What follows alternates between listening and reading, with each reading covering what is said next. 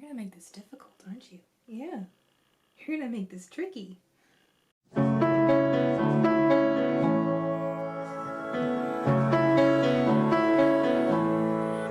Hey guys, it's Hannah, and today I am doing my June wrap-up and July TBR, kind of in the middle of July. Also, we have kind of a new setup. You can see I've placed all of my plants along the top of this bookshelf. And so you can see Robert again, he's thriving. He does still have a torn leaf from when I accidentally ripped him in a previous video, but he's doing well. And this little beauty, her name is Dusty. She's potentially my new cat. Potentially because we're kind of testing her out here because since I live half at school, half here, I need to make sure if I get a cat to have with me at school, which is what she would be, that she can kind of get along with the cats here since she would be living here half the time. And last night was her first night and she did really well. She has a very intense glare. It is hilarious. And she put Waylon in his place. So you might be seeing her a lot. I got her from a lady who they have a bunch of stray cats around where they work because they kind of work in a rural area and they were trying to find homes for the cats, and so they called her Blue Eyes, and I have named her Dusty. Not after a book character like I was planning to name a potential cat, but after a movie character from the Apple Dumpling Gang. If you've never seen that movie, I highly recommend it. It has Don Knotts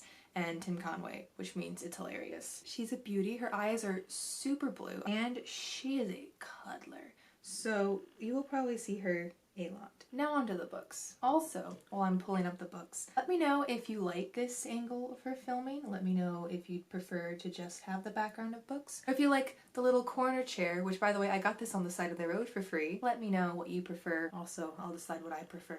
But this is nice because I don't have to move the chair to film. Again, I'm kind of in a rush. I have to start getting ready for work in like 30-40 minutes. So I'm gonna try and do this fast, but still be as detailed as possible. I did read a lot this month, or last month, but most of them were shorter books and like graphic novels, so we should be able to breeze through this. So one problem with reading all these graphic novels is I kind of forget what happened in them after a while. So I think I might need to start, I guess, kind of vlogging and documenting my initial reaction after them, because since they are so short and so quick, I remember vaguely what happens, but I forget what happened in which one since I've been reading so many back to back. So that's a problem I have. The graphic novels I have read are, I'm continuing on with Lumberjanes, and I read Lumberjanes Volume 5, Band Together, Lumberjanes Volume 4, Out of Time, Lumberjanes Volume 6, Sink or Swim, Lumberjanes Volume 7, A Bird's Eye View, Lumberjanes Bonus Tracks, and Lumberjanes Volume 8, Stone Cold. So I read quite a few in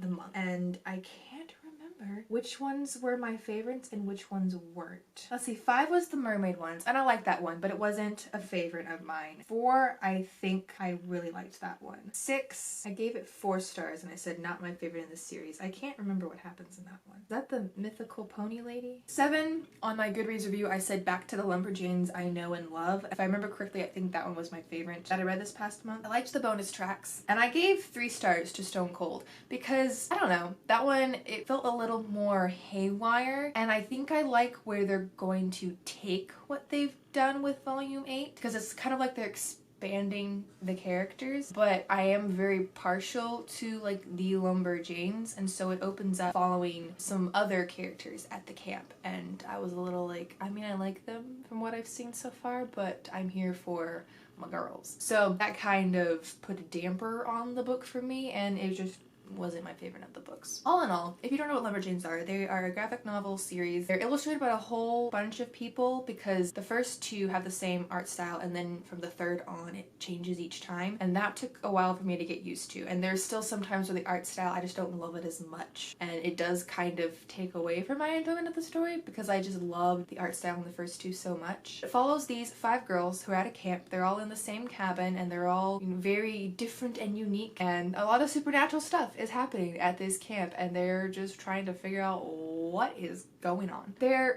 hilarious, very funny, just cute, fun, relatable, just good quality stories. And even the ones that I didn't like as much as previous ones, I've still enjoyed. Like, as a whole, it's just a great series, and I highly recommend it if you're in the mood for a graphic novel. One reason I started reading these is because one of our summer reading program challenges at the library this summer was to read a graphic novel. And I don't read a whole lot of graphic novels, and so I was going to to read more diverse ones, and I don't think I ever actually did that. But I did continue on with Lumberjanes, and I'm glad I did that because there were some that were just, they were really good. Some that I thought were meh, like it was good but not amazing, but as a whole, I love the series. The first book that I started and completed in the month of June was The Library Book by Susan Orlean. This is a nonfiction book that essentially follows kind of the history of libraries as a whole, but more specifically the history of the Los Angeles Public Library. And back in a date that I don't remember because I'm really bad at remembering dates. Back in 1986, the Los Angeles Public Library had a huge fire. Most of the collection was destroyed. It was just insane how intense this fire was. And in the first or second chapter, the author describes this fire, and I was talking about it with one of our volunteers at the library, and I was like, this is almost hard to read. Like, it's so heartbreaking. Just reading about all of the books and manuscripts and just history that was in that building that was just burned to a crisp in such a short amount of time, and just how intense of a fire that was. It was a lot, because you can just picture yourself in that situation almost. I guess I can because I'm like a librarian in a way. It was a very intense first chapter for me. I loved this book.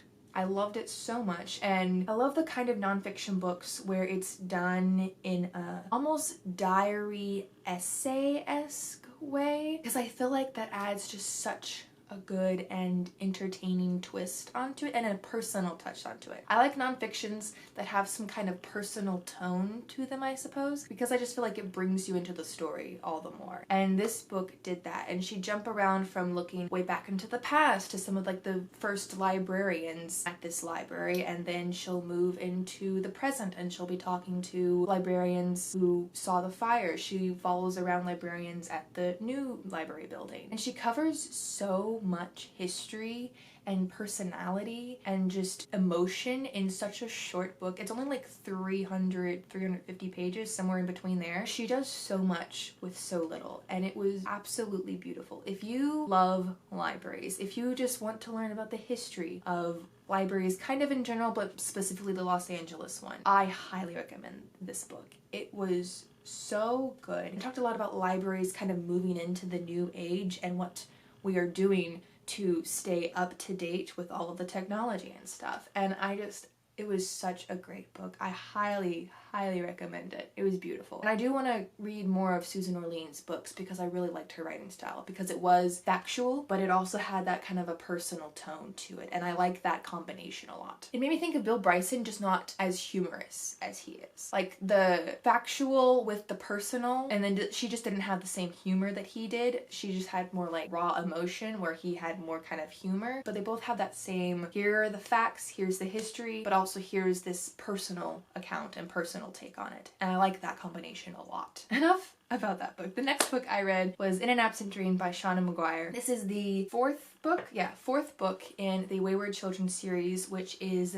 the kind of adult Alice in Wonderland series where children go into these doors that open up for them, and they go into these different mystical worlds, and somehow or another they got sucked back and they're trying to adapt to our very mundane world, and they can't, so their parents send them off to this school. That's the first book. The first book follows the kids at the school. The books after, I think the second book also followed them, and then the third book, it started going off. Yeah, I read them out of order, so I always forget how that works, but I think the first two books follow the school. The third book we follow some people. This is the fourth book we also follow a person into her own personal world. So in this book we follow one of the characters from the first book named Lundy. I think her first name was Catherine, and to be honest, since it's been so long since I've read the first book, I completely don't remember who she is in that first book. So I was very confused for a lot of the book as to who I was reading about, but I did enjoy the story. I thought it was fun. I thought her world was very interesting. I feel like Shannon does a pretty good job of being able to create a world in such a short amount of time. Like, there is some stuff that just goes unexplained, but it's not the kind of thing that annoys me because it went unexplained. I thought it was very interesting with this one because she could kind of go and come back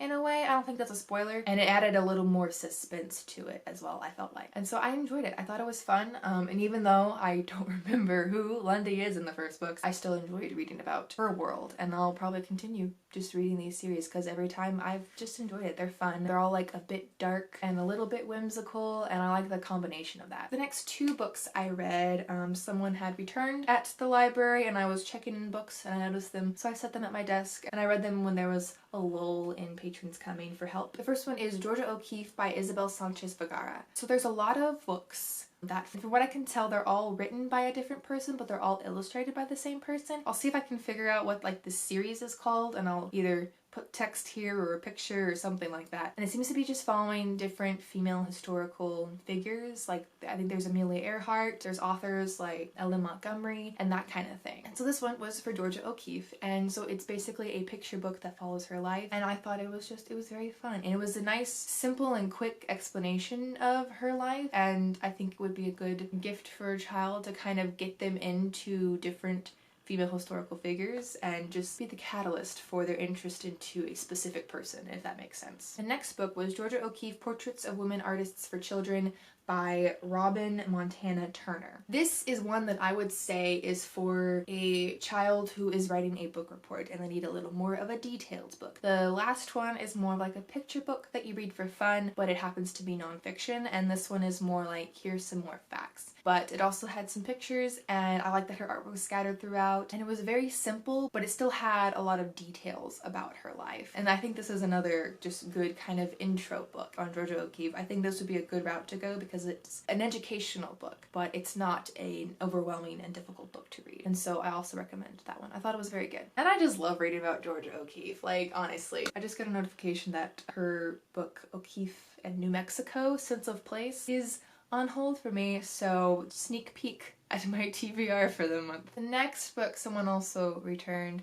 Actually, I think this was a replacement book. They had ruined the one that we lent them, and so they bought us a new one. I have been wanting to read this book ever since I saw pictures of it on like Instagram and Pinterest, and it became a little bit popular in the bookish community, and I would see these all around, but I never picked one up, and I finally did. And that is Elephant and Piggy number 13, We Are in a Book by Mo Willems. If you don't know who Elephant and Piggy are, they have a whole bunch of different books, but the only one I've read so far, and so far my favorite, is We Are in a Book. It follows them realizing they are in a book and then freaking out about the book ending, and it is so cute and so funny. And the ending was great because the first page you open, you're kind of confused, and then you read the ending and it all makes sense because you go back to the beginning and it just worked. I loved it. It was so cute. I highly recommend it. Buy it for all the children in your life. It's adorable. Please go buy it. It was so cute. So the last book I'm going to talk about, technically not the last book I finished in June. Lumberjanes Volume 8 was the last book I finished in June, but since I clumped those at the beginning, this is the last book I will be talking about. And that is Rules for Visiting by Jessica Francis Cade, which I can actually hold up because I bought this book. Fun fact about this book. I saw it on GOODREADS. I think it was an ad or someone marked it as want to read, but it was coming out. It came out in June, I believe. And I saw it on GOODREADS and I requested it at our library and we got it. And so I was reading our library copy. But there were just so many sentences and just little quotes that I just desperately wanted to underline that I called our independent bookstore, asked if they had it. They did. And so I went over and I picked it up and I bought it, and I finished it by reading my own personal copy. That's how much I love this book. This follows a woman who is in her 40s, I believe. I forget what age she was, but she's kind of in an established routine, and then she realizes that she doesn't really have a core group of friends or someone she would consider a best friend. And she ends up getting some time away from work. She decides to use this time to go on trips and visit some friends who she would consider to be her closest friends. And so it's just about friendship. It's about friends being separated by, you know, nations and states and just the distance between them. Loved it. It was beautiful. It has this underlying sadness that just added a whole nother level to the book, I felt like. And her friendship, there's cat hair on this. her friendship with each different person was so unique, and she'd go to them wanting to be in their lives. And so she never went with, oh, there's also this event that we're going to go to. She just went and they just like sat and hung out. And one thing that I liked about this book is there was one point when she was thinking about friends and visiting her friends and just friendship in general, she started to notice groups of friends. And she went to this coffee shop and she noticed two friends who were, you know, like 20s teenagers, like on the younger side, and they were just sitting there talking. And then she noticed two other friends who were senior citizens, elderly, just sitting there talking. And she was kind of comparing and contrasting the two. I don't know what it was about that scene, but I loved it so much. And then there was one day I went to a coffee shop and I met my friend Elizabeth, whom y'all know. And we were sitting there just talking, and at the table next to us